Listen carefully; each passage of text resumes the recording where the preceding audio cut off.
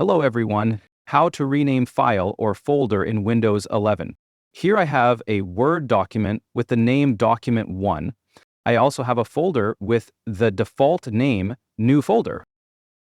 The first way to change the name of this file is to right-click on it and select the rename option. Type the new name and press Enter on the keyboard or click with the mouse anywhere on the desktop or folder. The folder name is changed in the same way.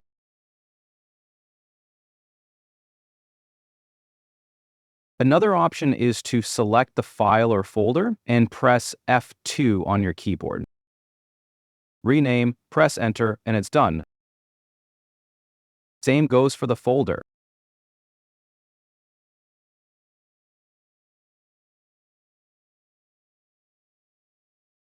Note a very important thing. When renaming, don't change the file extension. That's the dot and letters at the end.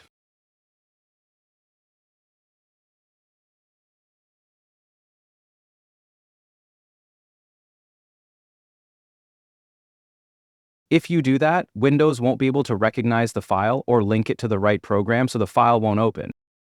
If you accidentally do that, just add the extension that matches the file type to the name, and everything will be fine again. And that's it.